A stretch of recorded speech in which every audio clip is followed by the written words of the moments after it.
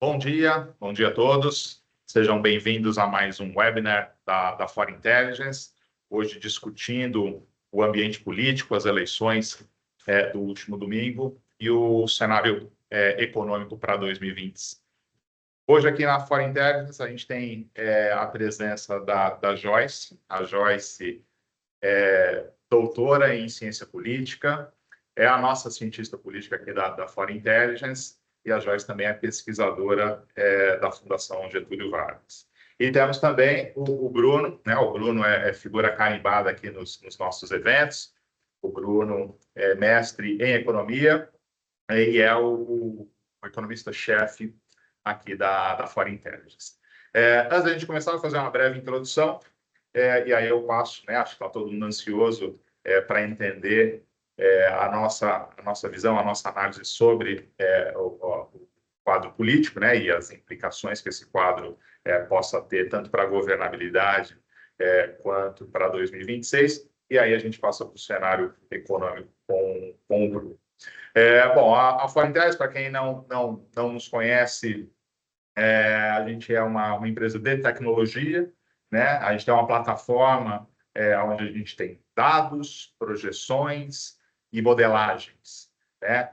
Bastante intuitiva, bastante fácil de ser manipulada, e temos um foco muito grande na acurácia das projeções que saem dos nossos modelos. A gente testa milhares de diferentes especificações para chegar naqueles modelos ou no conjunto de modelos que gera mais acurácia, né? E isso é o que a gente traz para o cliente, não só uma boa projeção, bastante acurácia, mas também camadas de explicabilidade sobre essas projeções. Tá? Hoje, então, o intuito é discutir o ambiente político, o ambiente econômico, lembrando que essa análise macroeconômica, as premissas da política são sempre o ponto de partida quando a gente faz projeções mais customizadas e mais personalizadas para os nossos clientes, né? Então, o que a gente vai ver aqui é justamente o conjunto de premissas que vem da política, né? Uma análise. A gente tem, inclusive, indicadores políticos. A Joyce vai entrar no nosso indicador de governabilidade, que é um indicador bastante quantitativo, né? Que mede justamente essas questões, relação com o executivo, com o legislativo, do executivo com o legislativo, com o judiciário e com a opinião pública. Mas é a partir disso que a gente desenha premissas para o cenário econômico, cria os modelos e faz as projeções para o cenário econômico.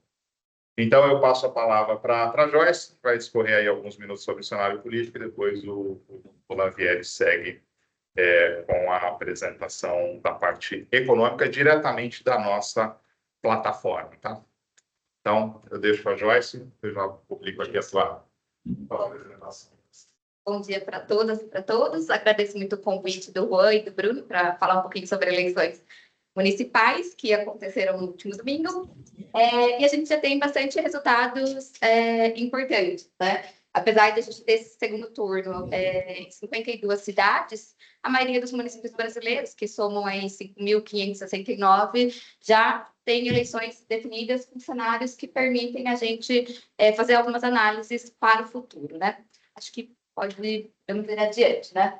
Então, começando pelas capitais, acho que o primeiro destaque é que a polarização que a gente viu no cenário nacional nas eleições de 2022, com a disputa entre PL e PT, que a gente esperava que houvesse também nas capitais, né, por conta da visibilidade, por conta dos recursos econômicos que as capitais apresentam, não se concretizou, né? Nós já temos 11 capitais com prefeitos definidos, e é interessante porque dentro da ciência política, nós falamos que a reeleição é um fator que conta muito para prefeitos, né? E das 11 capitais que já definiram seus prefeitos, 10 foram reeleitos, mostrando que, de fato, quando o prefeito ele é um incumbente, ele vai tentar a reeleição, ele faz sim uso da máquina pública, faz propaganda das suas políticas e consegue retorno eleitoral quando tenta aí a sucessão, né? Então, essas primeiras 11 capitais já mostram. Nas outras 15, nós temos também prefeitos que estão tentando a reeleição, que estão no segundo turno, e diferente ali, como eu falei, do que a gente esperava, a gente tem menos a presença da polarização PT e PL nas nossas capitais, né? Então, por enquanto, das capitais que já têm os prefeitos definidos, a gente tem o PSD na liderança, com 3 partidos, 3 prefeitos, desculpa, o PL, União Brasil, MDB, com 2, e PSB e Republicanos com apenas 1. O PT ainda está nas disputas para o segundo turno, o que já indica para a gente, daqui a pouco eu vou falar um pouquinho mais, o enfraquecimento do partido nas capitais.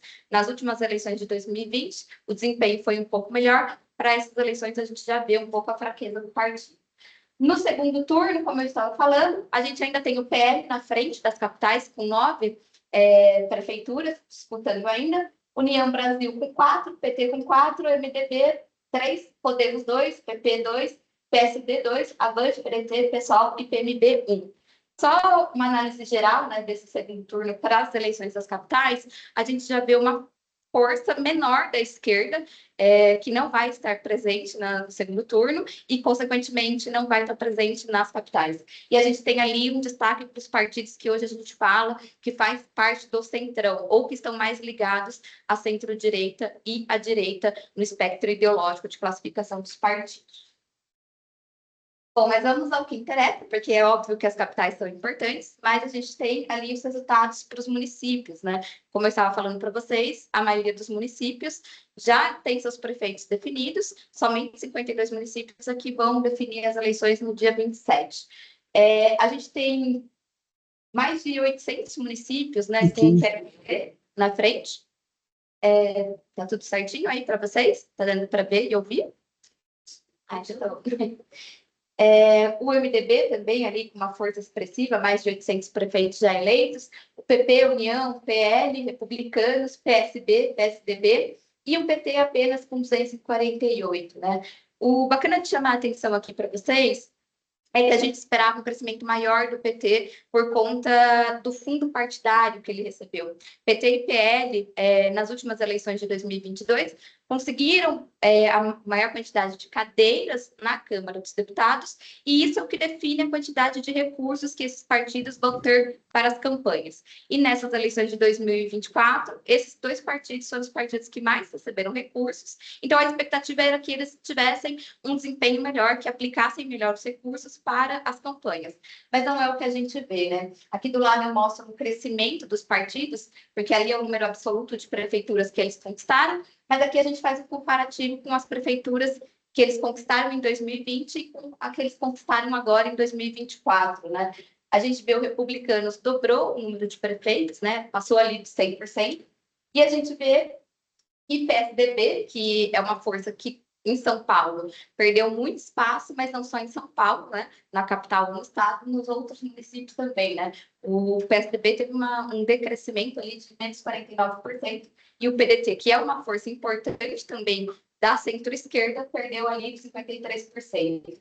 O PT, como eu estava falando, cresceu apenas 37%. A gente esperava que ele crescesse tal qual o PL, mais de 50%, de novo, por conta do recurso de campanha que eles receberam.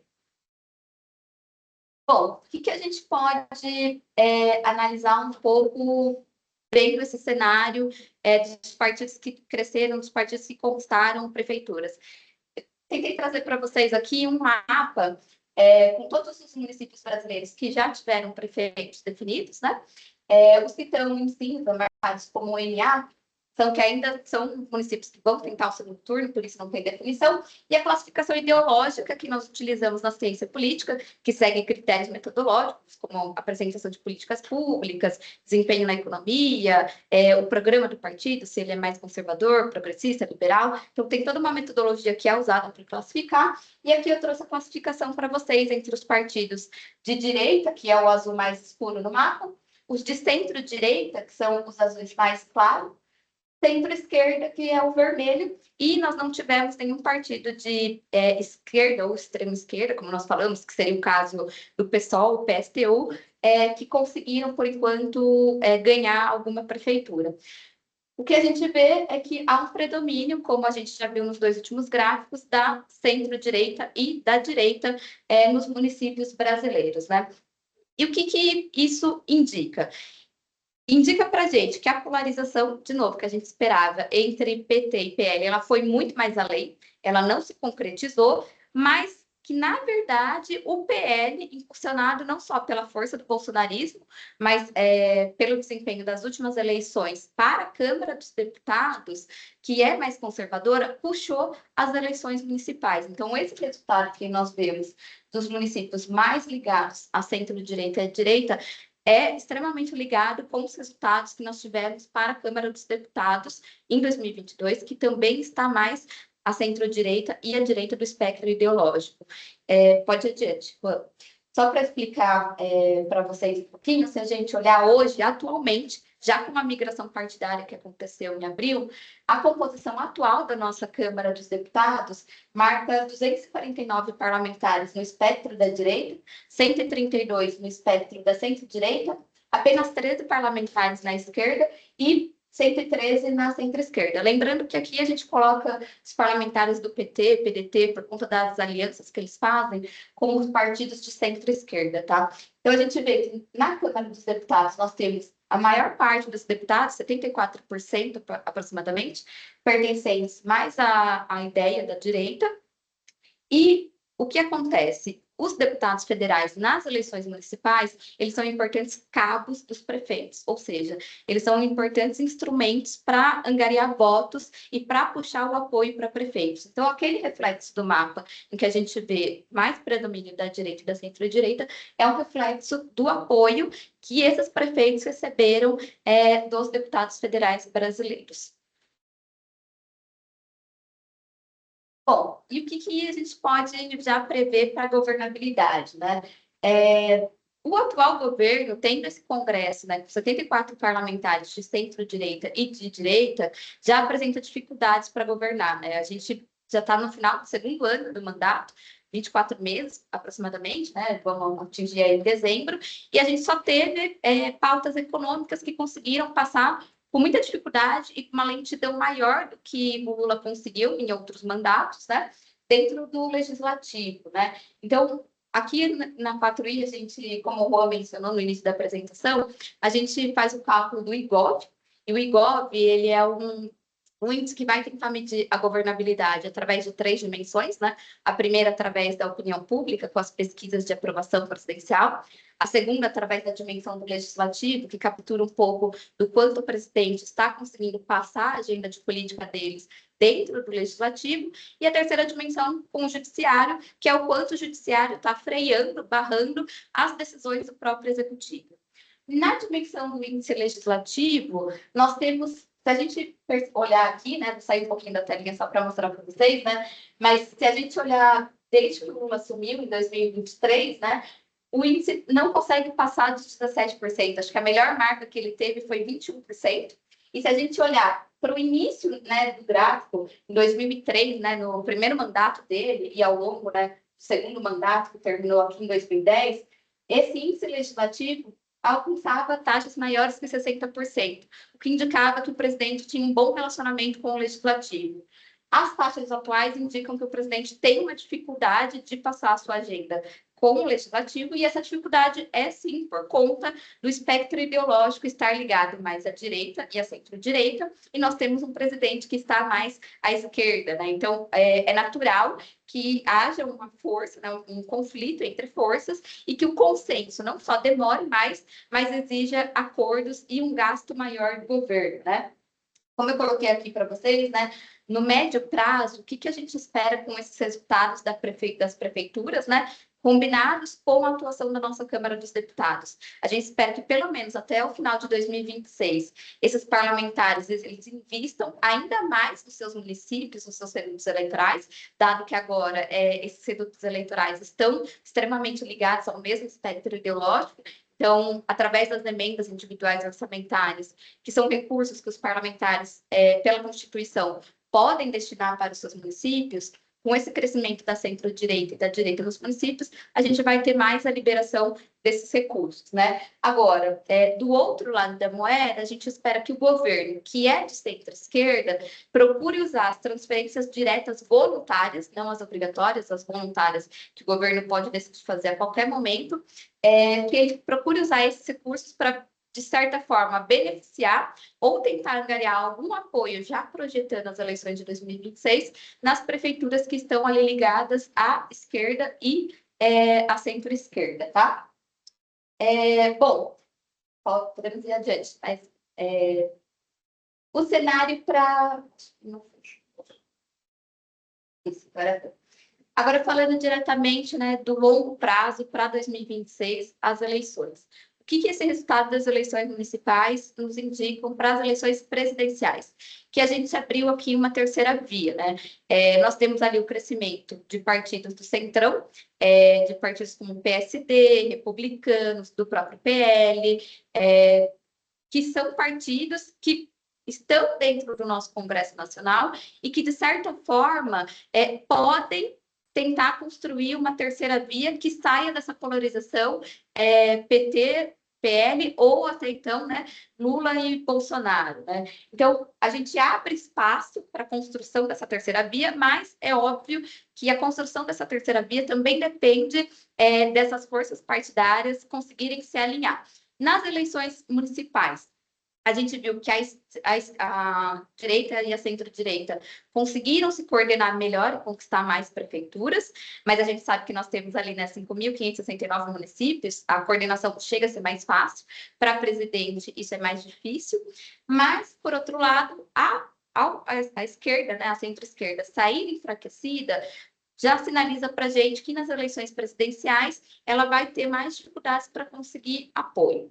Do que depende a construção dessa terceira via ou de um candidato, enfim, que seja mais ligado à centro-direita e à direita? Depende do quanto essas forças da direita vão conseguir se alinhar na Câmara dos Deputados. Hoje, a gente tem um cenário em que essas forças partidárias não conseguem se alinhar para escolher o presidente da Câmara dos Deputados. Hoje existe ali uma disputa entre o PP, entre o próprio Republicanos e União Brasil, para decidir quem é que vai ser o candidato à sucessão de Arthur Lira. Então, já tem uma dificuldade de negociar a presidência da Câmara. Em 2026, esses partidos eles vão ter que se alinhar, talvez, para, de novo, eleger ou conseguir definir um candidato para a presidência. Do lado da esquerda, o cenário está bem difícil para o Lula tentar a reeleição, por conta do enfraquecimento, não só nas capitais, mas principalmente nos municípios. O PT perdeu muita força, e a centro-esquerda também, de certa forma. O apoio que o Lula vai procurar construir, seja para a reeleição ou seja para a escolha de um candidato do PT, vai depender da aliança com os governadores. E fora isso, vai depender também do que o governo vai conseguir ofertar atualmente dentro dos seus ministérios para esses partidos que ele vai procurar construir alianças em 2026. Atualmente, mesmo oferecendo ministérios, esses partidos não têm se demonstrado tanto apoio como no primeiro e segundo mandato, que a gente viu que você dava o ministério e esses partidos automaticamente votavam com o presidente. Isso hoje não acontece da forma como acontecia antes.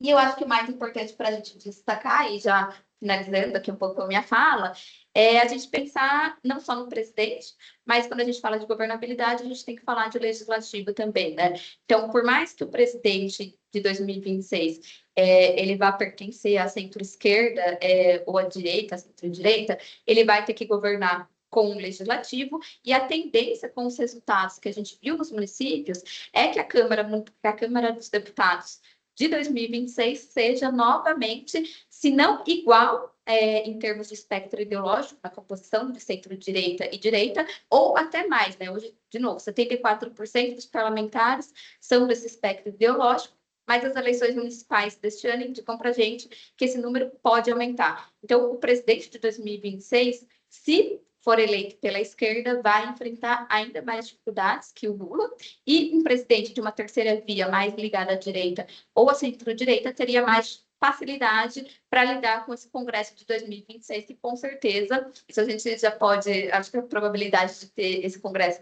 já passa dos 80%, mais conservador.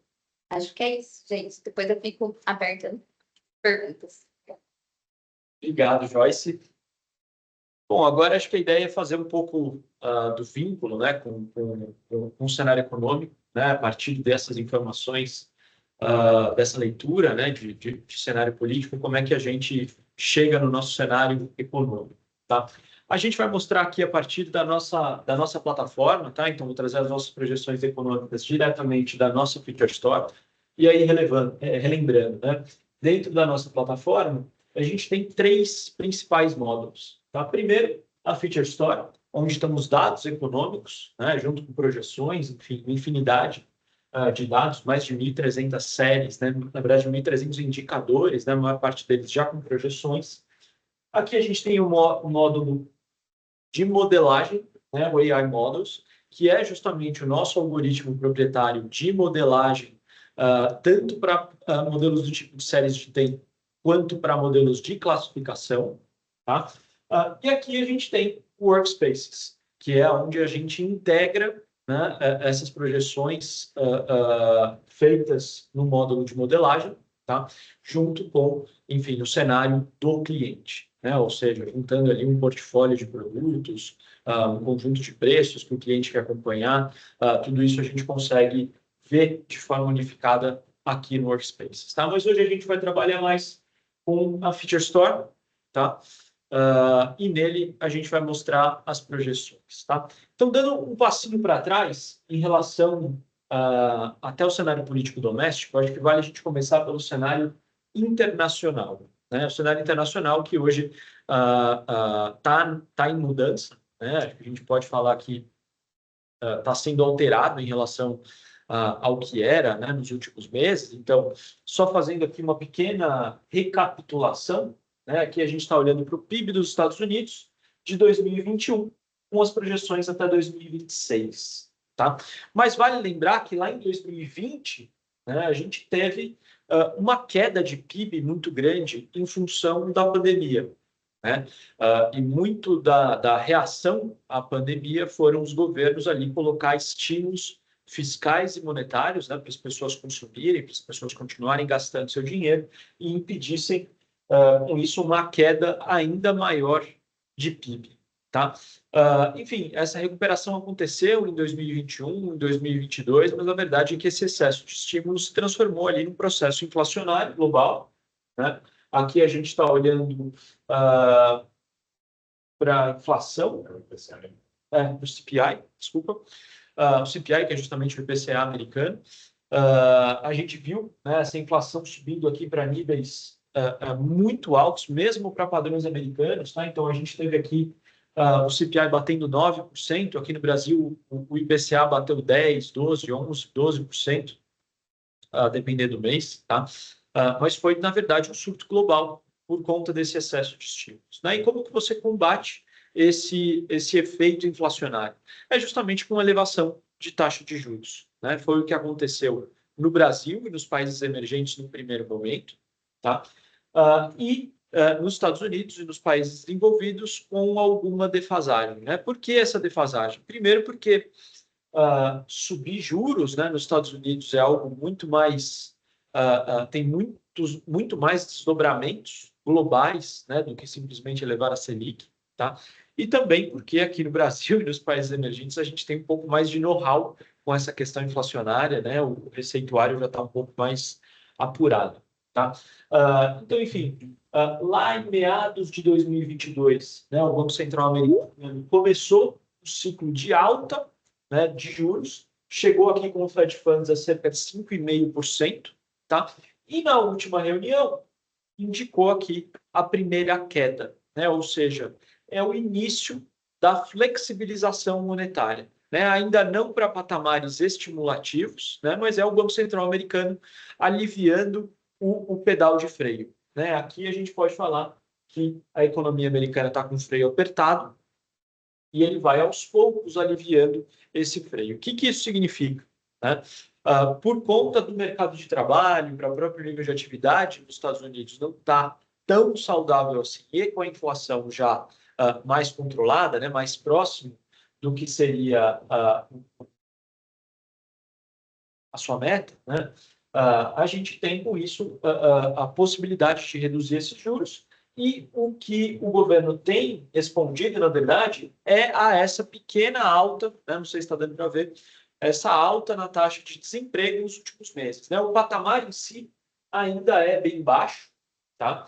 A gente está falando aqui de uma taxa de desemprego na casa de 3,5% e que agora está mais perto de 4%, né? Entre 4 e 4,25%, enfim, ainda é uma taxa de desemprego baixa, mas, né, dá para dizer ali que é uma economia que saiu, de certa forma, ali do pleno emprego, tá? Então, enfim, com isso, né, abre espaço para o Banco Central norte-americano reduzir os juros, tá? E o que isso significa globalmente? Né? Como que a gente faz esse vínculo da taxa de juros dos Estados Unidos caindo? Quais são os impactos para o Brasil, por exemplo? Né? Os impactos são múltiplos, né? Principalmente porque aqui no Brasil a gente está na perna contrária, a gente está elevando a Selic, né? Mas, quando a gente for olhar para a atividade econômica, e acho que vale a gente olhar primeiro para o PIB, tá?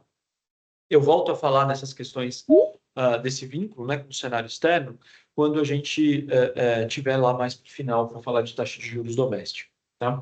Mas, enfim, o que a gente tem em termos de PIB, tá? A gente teve, sim, uma queda de PIB bem forte, né, durante a pandemia, teve uma recuperação também muito forte, e nos últimos anos, né, houve ali uma pequena desaceleração, mas uma desaceleração aquém do que se imaginava, né? Em 2023, por exemplo, né, a gente teve um PIB ali perto de 3%, tá? Mas foi um PIB, na verdade, muito propelido pelo agropecuário, tá? Pelo PIB agro, que no final das contas levou ali quase metade desse crescimento, né? O PIB agro cresceu 15%, tem um peso pequeno no PIB total, mas o que aconteceu foi justamente enfim, indústria e serviços crescendo um pouco menos, né? E no final das contas, um crescimento de PIB total mais perto de 3%, tá? Ou seja, a composição, né, desse crescimento de PIB bem concentrada, né, no final das contas, no PIB agropecuário. Para 24, isso muda, tá? A gente continua tendo um bom crescimento do PIB em 2024, né? Próximo de 3% também, tá? Mas aí já é um PIB com um crescimento mais bem disseminado. Tá?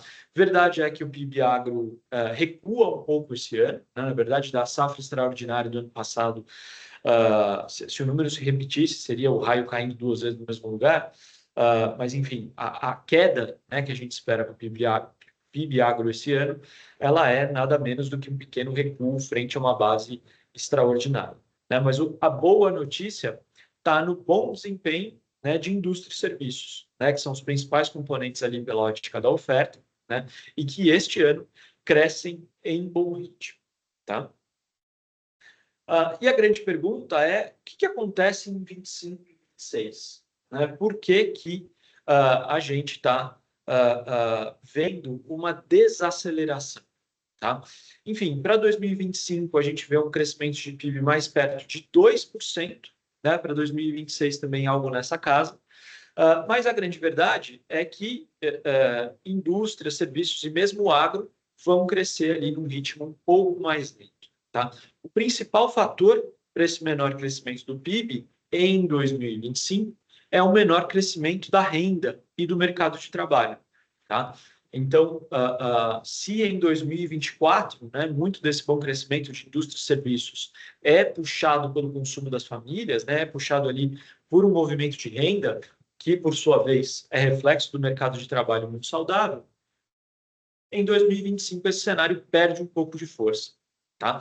Então, olhando aqui para a ocupação, né, que cresceu em 2024, né, aqui perto de 3%, tá? Depois de ter crescido um pouco menos de 2% em 2023, tá? Em 2025, isso vai crescer algo perto de 1,4%, tá? Que é um crescimento pequeno, tá? Ainda que seja um avanço. Ou seja, mercado de trabalho já está chegando ali, né, na sua taxa de desemprego mínima, né, no desemprego ali que não acelera a inflação, mas em função disso também deixa de ter ganhos de renda, né, e massa de rendimentos na mesma dimensão. Tá? A renda real, né, das famílias, e aqui a gente está olhando para a massa, que é a combinação da renda com ocupação, né? A gente viu em 2024, né, essa massa de rendimentos ainda crescendo muita coisa, né? Crescendo aqui 7,9% em termos reais, ou seja, acima da inflação, né? E isso é um impulso muito grande para consumo, tá? E esse é um impulso que perde força para 2025. Né? Essa massa de rendimentos que cresceu quase 8, vai crescer um pouco menos de 4 em 2025.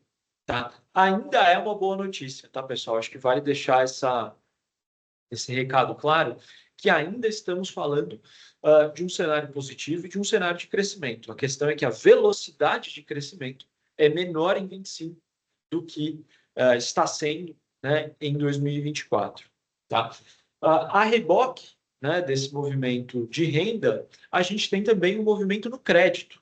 Né? O crédito que teve muito restrito ali em 2023 e 2024, ele tende a se recuperar um pouco em 2025, mas de forma modesta, dado que a taxa de juros está elevada, as famílias ainda estão muito endividadas, tá?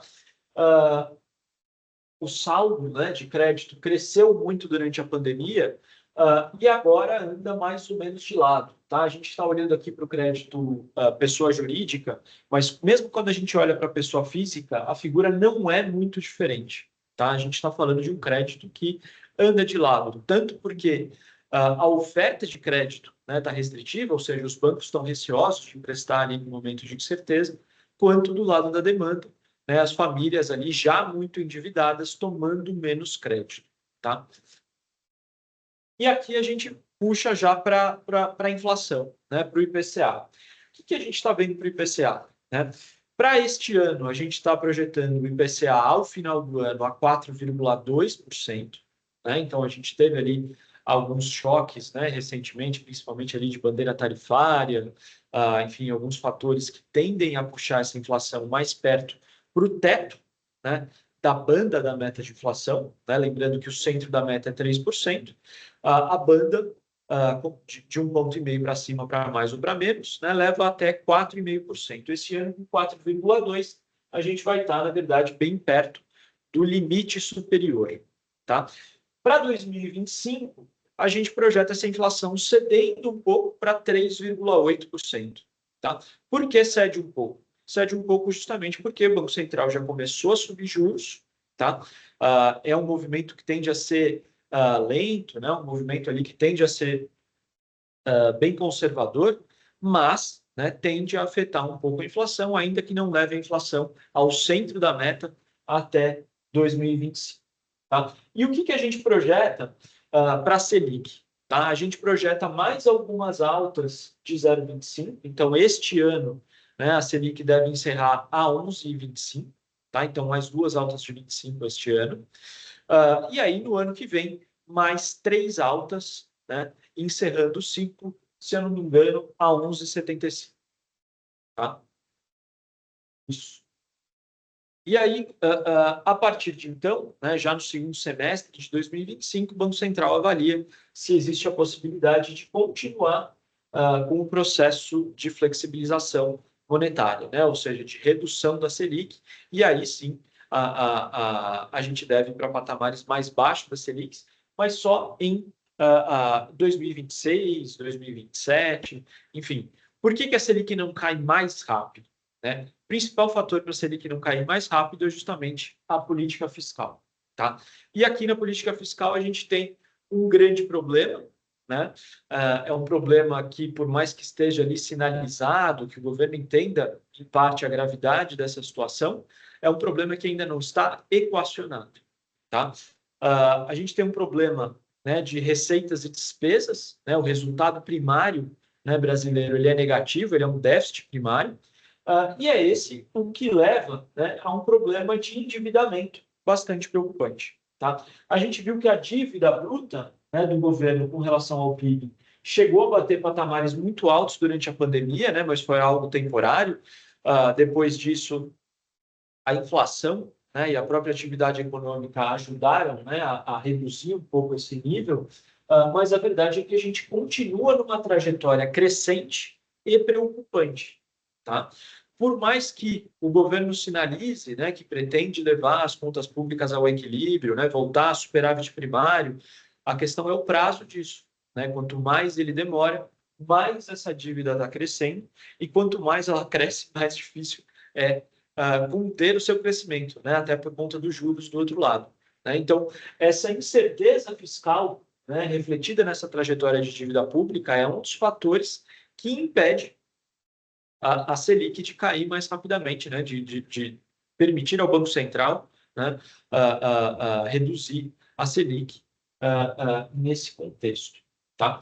E eu acho que com isso, né, a gente pode ir para o câmbio, né, que é onde a gente vai fazer o vínculo lá no começo que eu falei da taxa de juros nos Estados Unidos. Né? Por que, que a gente tem uma projeção de queda da taxa de câmbio? Né? Então, hoje a gente tem um câmbio ali entre 5,40, 5,50, né, que já cedeu um pouco, né, depois dessa queda da taxa de juros americana, mas a gente acredita que tem mais espaço para queda, justamente porque a taxa de juros americana deve continuar caindo e a taxa de juros brasileira deve continuar subindo, né? Ou seja, o recurso que está lá, de repente, nos Estados Unidos, né, e vai começar a render menos, ele pode vir para o Brasil e começar a render mais. Né? Lógico que tem um risco implícito aqui, mas a verdade é que o Brasil se torna mais atrativo nesse contexto, e é por isso que a gente projeta uma taxa de câmbio ao final desse ano mais perto ali de 5,15, 5,20 reais por dólar.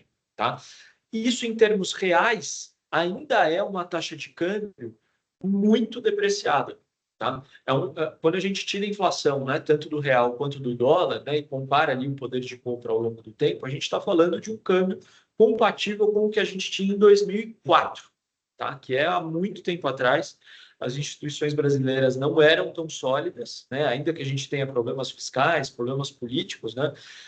Que a Joyce trouxe, que inclusive dificultam o problema fiscal, né? Ou seja, muito da dificuldade que o governo tem em arrumar a casa, né, no fronte fiscal mais rapidamente vem da dificuldade política em elevar a carga tributária, né, que era em parte a solução pretendida. Mas, enfim, o que eu estava falando é que a taxa de câmbio atual é compatível com o que a gente teve lá em 2004. Tá? Não sei se está dando para ver legal aqui no gráfico, tá? Mas a parte vermelha, meio rosa, é a nossa projeção. A gente projeta uma pequena queda, tá? Então uma pequena apreciação do real, mas a gente continua assim, em um patamar historicamente, né, bastante depreciado. Tá? A verdade é que a gente dificilmente volta, né, para os níveis ali de 2009, 10, 11, 12, justamente porque aqui era meio a tempestade perfeita. Né? A taxa de juros americana estava na mínima histórica, né, estava praticamente zero. A gente tinha um choque, né, de termos de troca, ou seja, os nossos produtos exportados estavam muito mais caros relativamente ao que a gente importava, tá? Então, isso permitiu ali que a gente tivesse uma taxa de câmbio muito apreciada por algum tempo.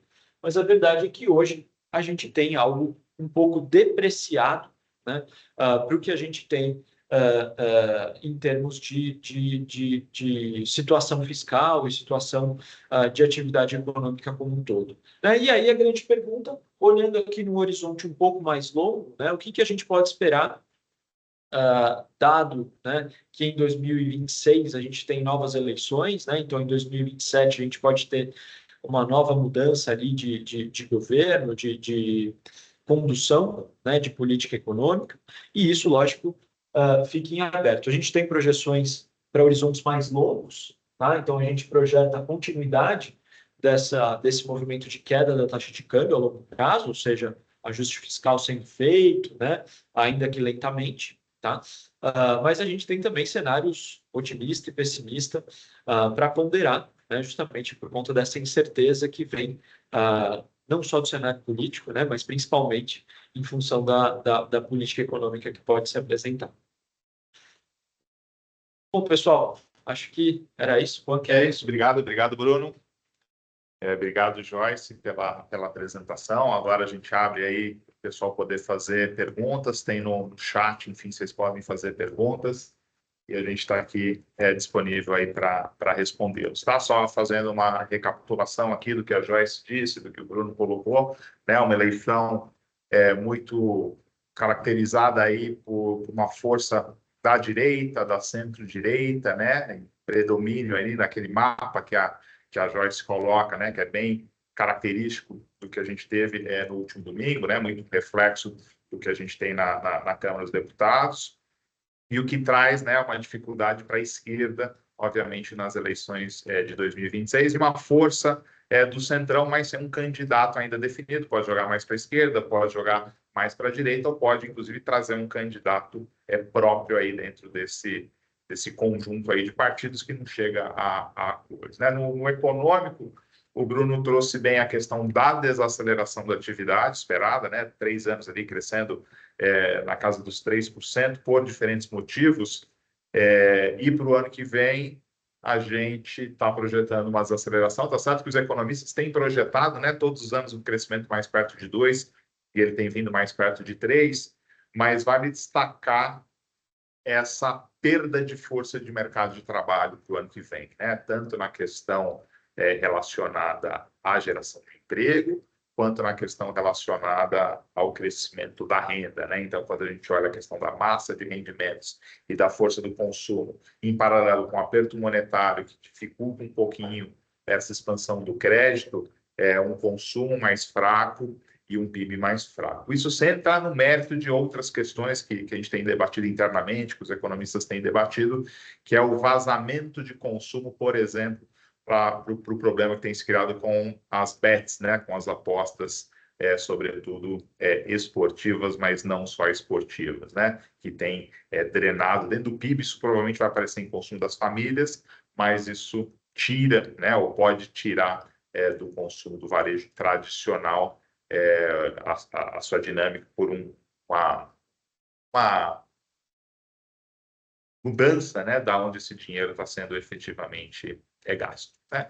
Esse é um grande resumo, enfim, das excelentes exposições aqui da Joyce e do Bruno, e a gente abre aqui para perguntas. Deixa eu ver se a gente já tem alguma aqui no chat. A gente vai interagindo aqui com vocês, tá? Henrique da Danone. Bom dia, aqui é Henrique da Danone. Qual a projeção do euro e dólar para 2025, Bruno? Bom, vamos lá, Henrique. O que a gente está vendo, né, na verdade, tanto o Banco Central Europeu quanto o Banco Central Americano, eles estão num processo de redução de taxa de juros, tá? Então, a ideia é que a relação dólar-euro caminhe muito próximo, né, ali entre 1,10, 1,15, né? E aí, quando a gente faz a conversão para o real, né, são taxas que caminham juntas, né? Só que em níveis um pouco diferentes, que é justamente essa diferença ali de 10% em relação do dólar em relação ao euro, tá? Então, a gente pode sim pensar um real-euro, né, perto de 6, né, um pouco abaixo disso, 5,90, 5,85, para o final desse ano, né? E aí caminhando próximo desse patamar também para 2026. Então, tem outra pergunta aqui para o Bruno, do Caio Azevedo. Considerando a expectativa de hoje frente às questões fiscais, arcabouço, endividamento e de juros, crédito e investimento, para os próximos 2 anos, seria possível vislumbrar uma possível crise político-institucional? A pergunta vai para o Bruno e para a Joyce aqui, tá? E só complementando a pergunta aqui do Caio, associada à pergunta anterior, sobre câmbio para os próximos anos, seria possível indicar se a movimentação da taxa estaria mais ligada a fatores internos ou externos, Estados Unidos, China e guerras? E aí, para o Bruno, posso até complementar, mas vamos começar com a parte mais difícil, que é a da Joyce, aí, a questão política. Eu acho que o Bruno comentou um pouco, né, sobre a questão das propostas para tentar aumentar essa arrecadação do governo, e o cenário não é dos melhores dentro do campo político. Por quê? O governo esperava conseguir aprovar a regulamentação, né, da primeira etapa da reforma tributária ainda no final desse ano, por conta das eleições municipais. E agora, por conta dos acordos para a sucessão da Câmara dos Deputados e do Senado, a expectativa é que não seja aprovado esse ano e fique para o início do ano que vem, por conta das disputas que existem entre as diferentes forças partidárias dentro do Congresso. Além disso, a reforma tributária mais voltada para a pessoa física e para a pessoa jurídica, né, também estava prevista, né, se a gente pegar o documento que o Fernando Haddad, ministro da Economia, lançou ali em julho, próximo do recesso, estava prevista 7 propostas para serem votadas e aprovadas até o final desse ano, mas nessa lista a proposta da reforma tributária estava incluída, mas os parlamentares já sinalizaram que vamos esperar o final do segundo turno das eleições, que é 27 de outubro, para começar a discutir essa questão. Mas aí tem o problema do orçamento, que ainda não começou nem a ser analisado, tem um limite ali até 22 de dezembro para ser votado, senão tranca a pauta e o orçamento do próximo ano. Então, também a expectativa não é que nem comece a ser debatido ainda esse ano. Então, a gente joga para o ano que vem, que é um ano mais tranquilo, porque a gente não tem eleições municipais nem eleições nacionais, mas em 12 meses é muito pouco tempo para passar o número de propostas que o governo deseja e para avançar em outras pautas. Lembrando que 2026 a gente também tem novas eleições, então o trabalho dentro do legislativo ele deve acontecer só até meados de junho, e de julho em diante, quando começam as campanhas, ele deve ser paralisado, tal qual foi paralisado esse ano. Então, em um ano, é muito pouco tempo para que o governo consiga avançar nessa maior arrecadação ali para os cofres públicos, tendo em vista esse conflito que já existe com o legislativo que não tem previsão de melhorar. Vale complementar aqui a resposta da Joyce com a melhora que a gente teve de rating, né, por parte da Moody's, que a gente não compartilha, ou seja, o fiscal continua muito complicado, vocês viram a curva ali de endividamento bruto, ela continua crescente, mesmo com o reequilíbrio fiscal, que ainda não foi alcançado. Então, a gente achou bastante precipitada nessa mudança de rating do Brasil, a gente não acredita no investment grade ao longo deste horizonte, né? E é uma das grandes dificuldades justamente do governo, o reequilíbrio fiscal, num contexto em que a governabilidade, principalmente na relação com o legislativo, segue muito enfraquecida, né? Justamente nessa pauta de aumentar a arrecadação, né? Vis-à-vis um governo que tem dificuldade em importar gasto, né? Mesmo ali as medidas que vêm da Fazenda, ou mesmo do planejamento, de controle de gasto, de mudança na questão previdenciária ou de benefícios, tem encontrado muita resistência política por parte do próprio presidente Lula, né? Mas passando para o segundo ponto, Bruno, que é câmbio. Enfim, tudo isso bate no câmbio, né? A verdade é que bate na hora. O câmbio, na verdade, tem estado, né, um pouco nervoso, muito em função do cenário doméstico, tá? E a grande verdade é que a gente não está vendo uma grande melhora, né? Enfim, como a Joyce falou, né, do ambiente político ou da política fiscal, que justifiquem uma apreciação. Então, por que a gente projeta apreciação? Ela vem principalmente por conta do cenário externo, né? Então, a gente está saindo, né, de um momento ali de liquidez global muito escassa, né? O recurso ali todo empossado nos grandes centros por conta da taxa de juros mais elevada, e na medida em que essa taxa de juros se reduz, é natural que esses agentes vão buscar rentabilidade em outros portos, né, em outros lugares, e o Brasil é naturalmente um bom atrativo, né, dado que a gente está ali com a Selic mais alta. Então, enfim, é muito em função da mudança no cenário externo do que por qualquer fator doméstico, né? Novamente, o cenário doméstico não é catastrófico, né? Ele apenas não é muito bom, né? O governo tem noção da importância do ajuste fiscal, mas não tem condição de fazê-lo como gostaria. Talvez até a revisão da nota da agência de rating tenha sido ali em função da sinalização de boa vontade, enfim, da boa intenção do governo, ainda que a ação não tenha acontecido. Mas, enfim, é um cenário que tem muito a melhorar, né, caso a gestão fiscal melhore, caso as relações políticas também fiquem mais bem azeitadas, e aí a taxa de câmbio tem espaço para se apreciar bastante, né? Tem bastante espaço. Não é o mais provável, mas existe essa chance, né, de melhora se a gente melhorar, sobretudo, a condução fiscal aqui dentro. Lembrando uma outra fonte de incerteza que a gente tem que mexer bastante o câmbio nos meses atrás, é mudança de comando no Banco Central, né? Hoje a gente tem um Banco Central que voltou a ser coeso, com votações unânimes, com direcionamento bastante próximo de todos os seus membros, né? Mas há poucos meses atrás a gente teve aquela dissidência na votação, os indicados pelo Lula, os que vinham da gestão anterior, né?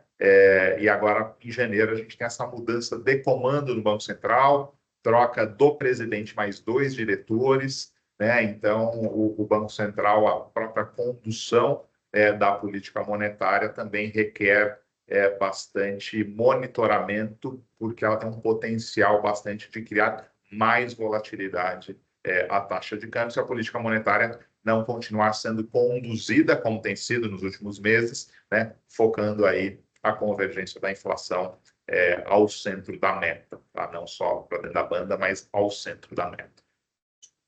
Vamos ver se tem mais perguntas aqui. Aqui eu não estou vendo mais. Ana, que está comandando aí, não sei se tem mais perguntas aqui no chat. Tem no chat mesmo, tá, Juan? Chat, não aqui tá. no Perguntas e Respostas. Eu vou acessar o chat. Vai ali no então. chat. Aqui tem bastante coisa, né? Se tiverem dúvidas, aqui tem a pergunta do Luciano. Como um país pode crescer com uma taxa de juros dessa praticada pelo Bacen ainda com tendência de alta? Bruno? A verdade é que a taxa de juros está alta, né? Simplificando muito a questão, né? A taxa de juros foi elevada justamente porque o país está crescendo demais, né? Principalmente o mercado de trabalho, e com isso existe o risco de pressão da inflação, né?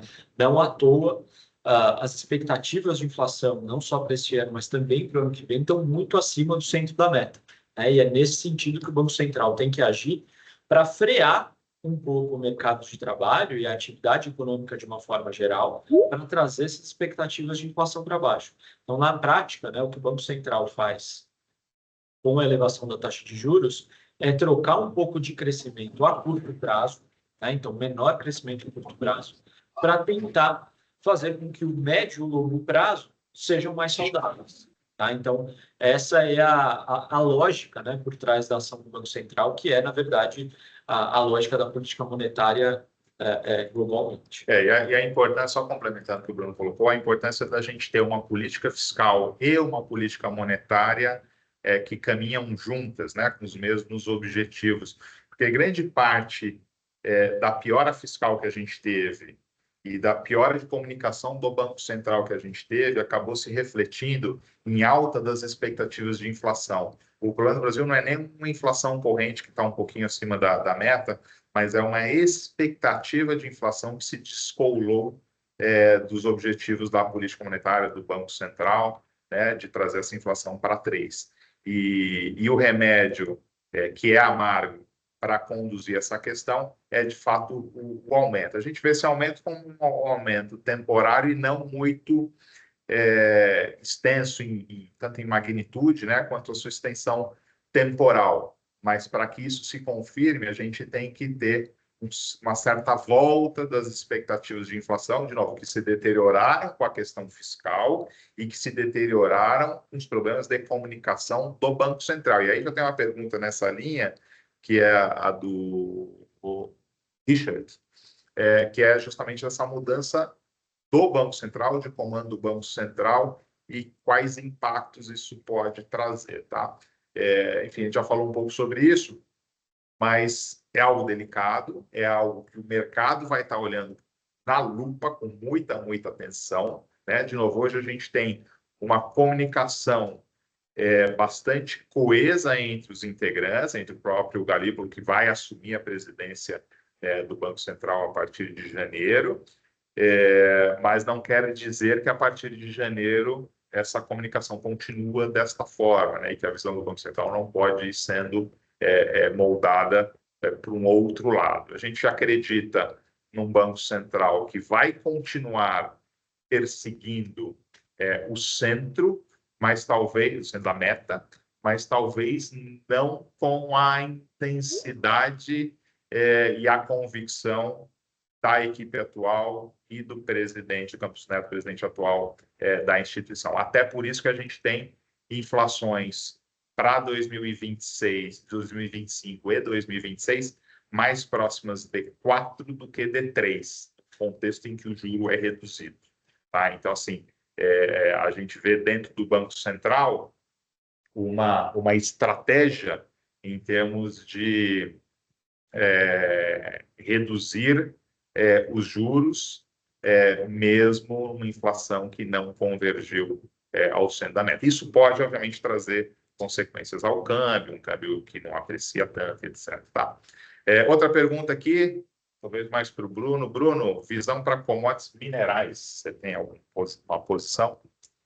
Esse é um bom ponto, porque a gente está no momento ainda de... E aí eu já puxo aqui uma outra pergunta aqui, que pergunta sobre China, né? A relação aqui com as commodities. O vínculo que eu ia fazer, né? Acho que o preço de commodities tem oscilado bastante nas últimas semanas, por dois fatores, né? Uma questão dos conflitos ali, Oriente Médio, Líbano, Israel, Palestina, todo aquele grupo, né, que sempre foi bastante instável, mas hoje especialmente. Então, isso tem trazido alguma oscilação a preços de commodities, mas outro, e talvez até com mais força, é a questão do crescimento na China, né? Existem grandes dúvidas, né, sobre como que vai se dar esse crescimento nos próximos anos, né, qual vai ser essa trajetória, dado que o governo chinês tem um problema, né, para manter, né, um ritmo de crescimento elevado que justifica as suas ações, ele precisa ali continuar injetando estímulos na economia que já tem muitas distorções, né? Tem ali problemas no mercado imobiliário, mercado de crédito, tem dificuldades, né, com o padrão de consumo da sua população, a população ainda que gasta pouco, né, em relação ao que poupa, né? Então, tudo isso, enfim, traz muitas dúvidas sobre o que vai ser o crescimento da China a médio e longo prazo, né? Também no curto, mas principalmente a médio e longo. E isso, lógico, vai bater no preço de commodity imediatamente, tá? O que a gente está vendo, né, o que a gente projeta para esses preços de minerais, principalmente, é alguma estabilidade em torno do patamar atual, tá? Mas é muito difícil cravar que não vai oscilar, né, nos próximos meses, justamente porque ontem mesmo, né, o governo chinês trouxe ali um pacote de estímulos. A primeira leitura é que ele talvez tenha sido um pouco aquém do que o mercado imaginava, tá? Mas, no final das contas, os próprios números, né, da China são ali um pouco maquiados, então, até a gente ter a real sensibilidade, né, do que aconteceu, né, depois do estímulo, vai demorar um pouquinho, né? Mas, enfim, em função das notícias mesmo, esses preços acabam oscilando bastante. Muito bom. Tinha outra pergunta de China, mas acho que você já respondeu. E aqui tem uma pergunta que é um misto de política e economia. Brasil, uma baixa produtividade, taxação muito alta em relação aos principais países industriais. Como o governo está agindo para ampliar a industrialização e a agregação de valor dos produtos brasileiros? Quer começar, Joyce? Bom, tem um plano, né, que foi, na verdade, está sendo capitaneado pelo Geraldo Alckmin, que é o vice-presidente, que é um plano de retomada da industrialização do Brasil, mas ele está parado. E está parado principalmente por conta do esvaziamento, né, de novo no Congresso, parece que eu estou, né, batendo na tecla, mas isso pesa muito, porque com o Congresso esvaziado, o Ministério, né, do Trabalho ali, do Planejamento, que está encabeçando esse plano, não consegue negociar com as lideranças partidárias. Porque antes do Geraldo Alckmin enviar, de fato, a proposta, né, para ser aprovada, ele quer negociar com as principais lideranças. Mas com o Congresso esvaziado, de novo, há uma expectativa de que esse plano fique para o início do próximo ano. Isso já junta com a minha primeira fala, né, das respostas de que o governo está deixando muitas propostas, né, para o ano que vem, né? Fora isso, tem uma sinalização um pouco por parte do setor da indústria de que quer sentar para negociar também esse plano, né? Por enquanto, o setor ainda não foi chamado para dar as suas impressões, a sua opinião no plano, e antes de talvez fazer essa rodada de conversa com o Congresso, o vice-presidente precisa ir buscar o apoio da indústria, né? E complementando a Joyce, também a gente tem a questão do BNDES, né, com algumas políticas aí para a indústria, mas, enfim, o Bruno pode completar com mais propriedade, é muito mais espuma, né, e muito mais marketing do que feito na prática sobre o crescimento ou o investimento dentro da indústria, né? Então, é muita espuma e pouco resultado. Exatamente, essa é uma bandeira, né, a questão da industrialização, é uma bandeira ali mais da esquerda, né, e é algo que o governo tenta trazer notícias, né, traz ali um plano, vamos reerguer a indústria e tal, mas a grande verdade é que não tem nem dinheiro, nem apoio político para levar essas políticas a cabo, né? Então, no final das contas, é isso que o Juan falou, é muita espuma, né? A gente vê ali anúncios, né? Novas intenções, e não sei o quê, mas, no final das contas, não tem nem dinheiro para proteger a indústria, nem para, enfim, dar um estímulo ou para mudar esse equilíbrio. Mas, no final das contas, né, a gente está olhando também para a reforma tributária, né, que a longo prazo, né, ainda que seja algo a longo prazo, é algo que tende a beneficiar liquidamente mais a indústria do que os serviços, né? Então, já deve haver ali algum novo balanço de forças, né, a longo prazo. Muito bom. Temos aqui alguns elogios da Leila. E depois perguntas aqui sobre consumo das famílias e formação. Bruno e Juan, nessa questão de consumo das famílias, a formação bruta e capital fixo está em tendência de baixa, portanto, também teremos problemas de investimento no longo prazo? Vamos lá, Bruno. Eu diria que não, tá? Este ano a gente deve ter um bom crescimento, né, da formação bruta do investimento, tá? A gente projeta aqui uma alta em torno de 4% para esse ano.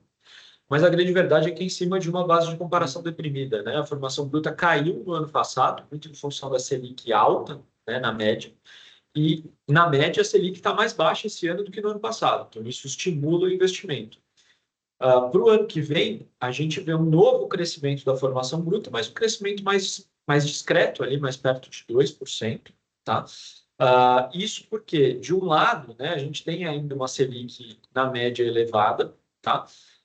Mas no resto do mundo o juros está caindo, né? Então algum investimento, novamente, né? Estou batendo bastante nessa tecla, mas algum investimento deve cair aqui na nossa horta, né? Então a gente enxerga assim investimento continuando a crescer, ainda que não seja um crescimento hiper saudável, né? Não existe ali nenhum grande fator para fazer um investimento deslanchar e chegar ali nos 24%, 25% do PIB, que é o que a gente sonharia, né? Melhores sonhos. Aqui vale dizer que esse ano o crescimento cresce acima do PIB, né? Então a relação investimento-PIB ela cresce um pouco. No ano que vem algo mais em linha com o PIB, então a relação investimento-PIB andando de lado. Mas vale salientar as dificuldades orçamentárias, né, e de reequilíbrio fiscal que passam por cortar as despesas discricionárias nas quais estão os investimentos, né? Então o investimento público tem andado aí nos menores patamares da série histórica e vão continuar nesses patamares, porque não tem espaço fiscal para investimento público. Então, assim, como é que o Estado pode ajudar? Por meio de concessões públicas, né? E aí a gente tem, para alguns setores, um caminho bastante interessante de concessões, inclusive, para esses próximos 2 anos, e que ajudam nessa dinâmica da formação bruta. E, do outro lado, a construção civil, né? Que, obviamente, agora com um aumento de juro, perde um pouco da sua dinâmica, mas no período à frente, com a retomada da redução de juros, também é um setor que tende a crescer acima do crescimento médio da economia. Tá?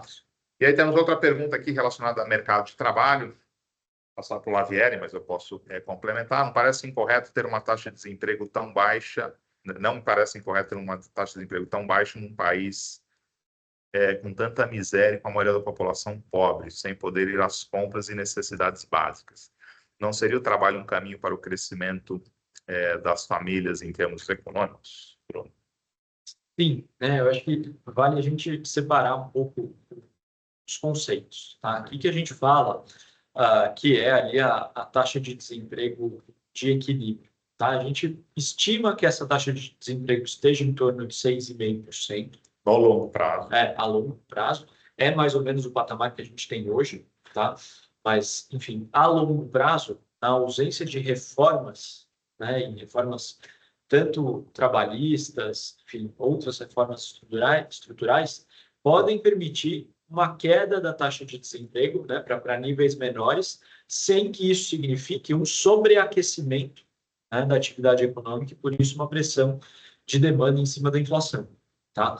A grande verdade é que, conceitualmente, né, se a taxa de desemprego estiver muito abaixo desses patamares que eu falei, né, em torno de 6,5%, isso significa justamente um sobreaquecimento, que a gente já vê refletido nos ganhos de renda e massa de rendimentos. né? Ou seja, mercado de trabalho muito aquecido significa que os empregadores ali alguém está tentando contratar alguém, vai ter que pagar muito caro para trazer essa pessoa. Esse salário mais alto provavelmente está acima da produtividade dele, né? Tá acima do que o benefício que esse trabalhador a mais causa. E isso provoca um aumento de preço do produto final, né? Então, é por esse meio que o mercado de trabalho sobreaquecido afeta a inflação, né? Eu concordo que existe ainda um contingente muito grande de desempregados, e principalmente ali em renda mais baixa, né? Existem ali alguns programas sociais que tentam dar conta dessa situação e, de certa forma, até pressionam a taxa de desemprego para cima, né? No sentido de que a pessoa, às vezes, até escolhe não procurar emprego em função de receber esse benefício, tá? Mas, enfim, essa é a lógica, né? Porque a gente tem uma taxa de desemprego ainda relativamente alta, né? 6,5% não é tão pouca coisa, né? Nos Estados Unidos, a gente já viu ela indo para baixo de 3%, mas, enfim, existem esses fatores, né, que no final das contas transmitem isso para a inflação. O Bruno pontuou bem assim, mas o grande problema é quando o crescimento dos salários está acima do crescimento da produtividade. E a produtividade do trabalhador, né, no Brasil tem crescido muito pouco, né, por nossas deficiências, as questões educacionais, né, mas o grande problema é salários crescendo acima da produtividade gera um aumento de preços, porque isso gera aumento de custo, isso tem que ser, obviamente, repassado aos preços. E essa dinâmica que preocupa o Banco Central, né, de você entrar numa espiral altista via aumentos de salários, isso batendo nos preços, isso desgarrar a inflação, e um aumento da inflação, uma aceleração da inflação prejudica, sobretudo, a população mais pobre, tá? Que não tem mecanismos de proteção como camadas mais ricas têm para se proteger de um aumento de inflação, né? Então, é disso que o Banco Central está cuidando, né? De um crescimento que seja consistente, né? E consistente com o crescimento da produtividade, tá? Para que isso não afete os preços e não desgarre a inflação das metas. Só fazendo um comentário, Claro. acho que do ponto de vista político, né, quando a gente fala da miséria, né, e da pobreza, o que o governo tem hoje é políticas que tentam diminuir a pobreza, mas políticas que tentam mudar o bem-estar, né, o conceito de bem-estar é diferente. Então, no primeiro e segundo mandato do Lula, até ali um pouco em meados do governo Dilma, isso começou, na verdade, desde o governo Fernando Henrique, a gente tinha um aumento da tentativa do governo colocar programas que mexem com bem-estar, com políticas mais ligadas a saneamento, fornecimento de energia elétrica, que aí está ligada a uma melhora de condição de vida dos indivíduos, né, da população. Mas o que a gente viu na retomada agora do governo Lula são políticas que, como o Bruno bem comentou, vão mexer só com a questão da pobreza, mas não necessariamente com a melhora da condição de vida desses brasileiros, né? E o Juan falou, a gente não tem espaço hoje no orçamento para caminhar para essas políticas que precisam ser feitas de bem-estar social. Né? E vale até complementar da Joyce, que é o seguinte, hoje a gente tem uma taxa de desemprego muito abaixo do que estava no pré-pandemia, né? E tem dois pontos estruturais na força de trabalho que explicam isso. Ou seja, quando vem a pandemia e tem o distanciamento social, muitas pessoas saem do mercado de trabalho, a taxa de desemprego acaba subindo, mas ela subiu muito menos do que poderia ter subido se as pessoas continuassem no mercado de trabalho, né? Ela teria batido algo como 25% ao invés dos 13%, 14% que bateu. Na volta da geração de emprego, com a volta da mobilidade e a volta das pessoas ao mercado de trabalho, a gente tem dois fenômenos acontecendo. Um que é a menor penetração das mulheres na força de trabalho do pré e pós-pandemia, né? Muitas mulheres foram cuidar dos filhos, cuidar da família e não voltaram ao mercado de trabalho. E um segundo ponto é na população mais pobre, sobretudo com o auxílio emergencial na pandemia e com a transformação desse auxílio num Bolsa Família turbinado desde então, a gente tem muitas famílias ou muitas pessoas mais carentes que optaram por viver de benefício social, ao invés de procurar um emprego, um bico, um trabalho. Isso retirou de forma estrutural pessoas do mercado de trabalho que estão vivendo hoje com os benefícios sociais e não pretendem voltar ao mercado de trabalho. Então, a gente reduziu em muito a nossa oferta de pessoas, né? e isso fez com que estruturalmente a gente tenha uma taxa de desemprego mais comprimida e que pode, né, ser um dos motivos aí que está gerando esse efeito de cresce um pouquinho, precisa de emprego, pressiona salário acima da produtividade, tá? Então tem esses dois fenômenos que também ajudam a explicar parte desse desemprego menor hoje. Temos aqui outra pergunta de fiscal, considerando o grande endividamento dos estados e municípios, grande comprometimento do orçamento com despesas correntes, perfil populista pró-estado de governadores do Centrão, que elegeu, inclusive, uma parte dos prefeitos.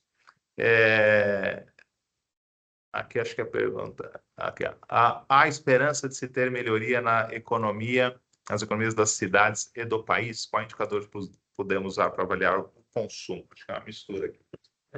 Eu acho que, assim, fiscalmente, né, quando a gente olha para estados e municípios, a gente vê o primeiro fator que vem aos olhos, né, é a heterogeneidade, né, porque você tem, ao mesmo tempo, estados extremamente endividados, né, com problemas não só de dívida, mas também de fluxo, né, ou seja, receitas e despesas, e você tem outros ali muito bem, né, com tudo muito bem acomodado. E a grande questão é que tanto estados quanto municípios, né, os que estão endividados ou em necessidade de financiamento, eles só podem recorrer ao governo federal, né? E aí é uma troca que é essencialmente política, né? É um problema essencialmente político que a gente está falando na prática, né, de estados que fazem a sua lição de casa pagando pelos que não fazem a sua lição de casa. Essa é uma discussão que já se estende há muitos anos, né? Acho que ganhou mais força recentemente, né? Até o governador do estado de Minas Gerais ali propôs uma revisão do indexador da sua dívida. Na prática, isso significa o resto do país financiar essa dívida desse estado, tá? Lógico que isso valeria também para outros estados, mas liquidamente quem paga vai pagar por quem não paga, né? Então, esse é um problema grande, esse é um problema político, essencialmente, né? Acho que isso passa ali por um reacordo, enfim, um rearranjo, que eu diria que, pessoalmente, eu acho que está muito longe de acontecer. Não sei o que você acha, Thais. Inclusive, as últimas reuniões que o governo federal chamou os governadores e alguns prefeitos, justamente para tentar renegociar dívidas ou para chegar no consenso, as reuniões foram esvaziadas, poucos prefeitos, poucos governadores compareceram, já indicando que vai ser difícil construir esse acordo, principalmente porque a gente tem, de novo, governadores e prefeitos num espectro ideológico muito distante do governo federal. O que acontece também dentro do governo federal? A gente está tendo um aumento das transferências de recursos via parlamentares, então, como eu estava falando das emendas individuais orçamentárias, que viraram bem positivas, isso também diminui ali um pouco do investimento do governo, porque ele tem que abrir mão desse recurso para os parlamentares, e os parlamentares vão beneficiar aqueles municípios em que eles têm seus redutos eleitorais. Então, isso, a gente já tem até estudos que mostram que, ao invés de diminuir a desigualdade entre os municípios, está virando um gargalo, né? Aumentando, porque você tem municípios que estão recebendo, sem ser as transferências obrigatórias diretas, recursos de parlamentares, e, na verdade, está aumentando, né, o que eles recebem, frente a outros que são municípios pagões, que não têm nenhum representante, então, por isso, não recebem recursos. E, do outro lado da moeda, acho que é bacana a gente também comentar alguns movimentos positivos, né? Que tem alguns municípios com iniciativas das parcerias público-privadas que têm achado soluções para lidar com as dívidas que o município ou que o governo tem. Isso tem sido um movimento crescente, mas que óbvio que ainda precisa melhorar muito. Aqui tem outra pergunta relacionada a isso que você comentou, Joyce, justamente das emendas de relator, tá? A pergunta é onde vocês identificam na economia que foi investido todo o dinheiro das emendas de relator, causaram essa sanha arrecadatória? Qual o retorno sobre o endividamento do país? E complementando a pergunta, a Previdência está realmente quebrada novamente após a mini-reforma? Qual a expectativa para quem irá se aposentar nos próximos 5 a 10 anos? Um pouquinho aí da questão das emendas de relator e da Previdência. Das emendas de relator, eu já vou até falar que é um estudo inédito que a gente está fazendo pela Fundação Getúlio Vargas, Na verdade, as emendas de relator em si, elas já acontecem desde 2006. O que aconteceu em 2020, o chamado do orçamento secreto, na verdade, é que elas ganharam mais transparência, ao contrário do que a gente está pensando e do que vem sendo divulgado, né? Que aí o relator era obrigado mesmo a indicar para o município o parlamentar. Então, essas emendas de relator, elas existem desde 2006, quando numa brecha da legislação houve a permissão da retomada do relator ter esse papel de destinar dinheiro e mexer no orçamento, que é de prerrogativa do executivo. Agora, o que vem chamando a atenção, na verdade, são as emendas PIX, que ganharam agora outra conotação, né? O parlamentar indica diretamente para os ministros e para os representantes do governo federal, né? Onde é que eles querem ver dinheiro alocado em municípios. E aí o governo, como eu estava falando, através dessas transferências voluntárias, vai lá e aceita a indicação do parlamentar. Isso sim é um pouco. A gente perde a transparência e isso sim aumenta a dívida, né? Na verdade, do governo, né? Diminui o recurso que é propriamente do governo. Quanto às emendas de relator, é um dinheiro que, desde 2006, apesar de novo, não ter tanta transparência, já acontece, já está institucionalizado, como a gente fala. Agora, o movimento que preocupa mais são essas emendas PIX, né, de transferências voluntárias. Do outro lado, né, respondendo a outra parte da pergunta, né, sobre a senha arrecadatória, acho que ela tem tudo a ver com a senha gastadora, né, que é isso que você falou, Joyce. É um governo que está muito comprometido com o gasto, mas para fazer o buraco fiscal fechar, ele precisa recuperar a receita. Como é que você recupera a receita? Aumentando carga tributária. A grande verdade é que o governo nem tem conseguido elevar a carga tributária quanto gostaria. Tá? É por isso que a gente persiste, né, num déficit fiscal, não só no ano passado, mas este ano e provavelmente nos próximos 2 também. Né? O governo gostaria de arrecadar ainda mais, né, de elevar ainda mais a carga tributária. A grande verdade é que não consegue por limitações que vêm ali do plano político. E a Previdência, só complementando a resposta, é um dos grandes problemas, na verdade, do gasto público, né? A reforma que a gente teve recente, ela tem a sua contribuição, mas é um gasto que segue crescendo, né? Pelo próprio envelhecimento da população acima da média, e comprimindo outras despesas para que você consiga cumprir com as regras fiscais, né? Ao longo dos próximos anos, a gente deve ter novas reformas, eventualmente até subindo mais a idade mínima, né? Hoje a gente já tem aí a idade mínima em elevação ao longo do tempo, e tem uma discussão que está hoje vindo do planejamento, tem o apoio da Fazenda, mas não dos políticos e muito menos do presidente Lula, que é a desindexação da previdência do salário mínimo, né? Porque com a volta da valorização do salário mínimo em termos reais e a indexação da previdência no salário mínimo, isso gera um problema ainda maior para essa dinâmica previdenciária, né? Então é um tema super sensível, mas a gente tem que entender como sociedade que o salário mínimo está crescendo, ou vai crescer, ou a política é de crescimento acima da inflação. Isso implica que o poder de compra desse salário mínimo ele é crescente ao longo do tempo, e isso está puxando todo um pedaço da Previdência atrelado ao mínimo, né? Por isso que a gente tem o mínimo cada vez mais perto do teto previdenciário e essa compreensão. Em 5, 10 anos, eu diria que a gente tem alguma reforma nova aí na Previdência, talvez parecida com a última. Exatamente. E ao longo desse tempo, talvez uma discussão mais madura sobre romper essa indexação do mínimo. Isso. Justamente uma das perguntas, né, se a Previdência vai quebrar. Né? Tecnicamente, a Previdência já está quebrada há muito tempo, né? Porque ela gasta muito mais do que ela recebe. Ou seja, parte do déficit público decorre de um déficit previdenciário. A gente já está nessa situação de déficit previdenciário há muito tempo e é um déficit profundo. O que o governo pode tentar mexer, né, e provavelmente vai tentar mexer mais para frente, é reduzir, né, a tendência de crescimento desse déficit previdenciário, né, e aí tomando ali regras mais duras, elevando a idade mínima, desindexando o salário mínimo, né, também é outro fator que tira a pressão, né, desse fator que, no fundo, é mais gasto, né? Mais gasto público, tá? Então, enfim, tecnicamente a Previdência já está quebrada, né? Mas todo mundo continua a receber, todo mundo que se aposenta tem direito ao benefício independente da situação previdenciária.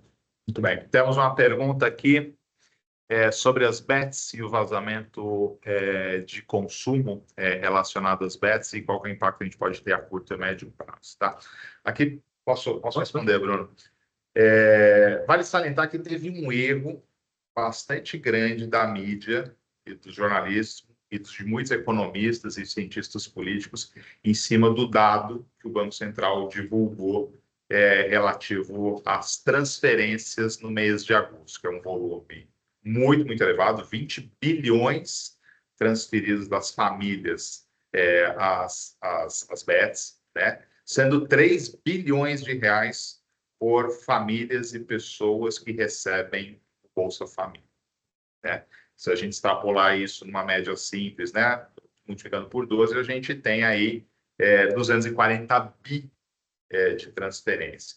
Mas notem que isso é transferência bruta e não transferência líquida, porque os apostadores eles transferem e tem o seu retorno, né? Inclusive, muitos apostadores veem isso como um investimento, tá?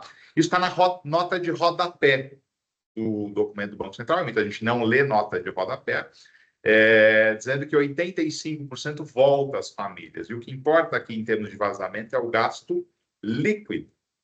Então, a gente está falando de gasto líquido 3 bi ao mês, o que ainda é muito dinheiro. E gasto líquido, mantendo a mesma proporção para as famílias que participam do Bolsa Família, de 450 milhões de reais mês, que também, obviamente, é muito dinheiro. Há necessidade de mais transparência desses dados, né? E o Banco Central, dado que grande parte dessas transações é via Pix, o Banco Central tem condições de gerar mais transparência e gerar um diagnóstico mais bem fundamentado. Acho que essa nota que ele trouxe, a nota técnica, já traz bastante luz, mas falta ainda muita informação. É um problema, de fato, de saúde pública, né? É um problema que gera questão de vício e outros problemas sociais que a gente tem. Mas, por enquanto, o vazamento para o consumo, as contas que a gente tem feito para o varejo tradicional... Botar esse coraçãozinho. Por enquanto, tem sido pequenos. Para o varejo tradicional. Não sei se você quer comentar algo. Essa semana, o presidente Lula retornou, né, da viagem que ele foi fazer ao México e já se reuniu, né, com o ministro da Fazenda, porque eles estão estudando começar a limitar o PIX para as famílias que recebem Bolsa Família a partir desse estudo do Banco Central. Para isso, o Congresso também já começou a se movimentar. Pelo que eu mapeei, já tem umas 20 propostas também para tentar conter essas apostas, justamente para quem é beneficiário do Bolsa Família, né? E aí agora o governo tem lançado medidas, né, para tentar oficializar quais são as BITs que vão ser permitidas no país, quais empresas podem apostar, e essas regulamentações vão começar a valer a partir de 1º de janeiro. Importante também a gente ver qual que vai ser a movimentação até lá. Muito bom. Bom, nosso tempo está se esgotando. Eu vejo mais 2 perguntas aqui. Eu pergunto a Ana se não tem mais alguma. Mas tem uma pergunta aqui: qual indicador é usado pelo governo para mensurar o consumo? E qual o parâmetro de que esse valor está no limite? E a outra é: todo esse gasto público não tem planejamento racional em busca de um projeto de país? Aí mais para a Joyce também. Bruno, quer começar com o consumo? Bom, acho que o primeiro ponto é que o consumo não está no limite, né? A ideia, né, por trás da elevação da taxa de juros, acho que foi isso que foi essa a intenção da pergunta, é que o mercado de trabalho está sobreaquecido, né? Não necessariamente o consumo, né? Até porque o consumo ele é heterogêneo, né? Alguns produtos são mais procurados do que outros, alguns setores, né, têm um desempenho diferente do que outros, né? Então, só olhar no ano passado, né?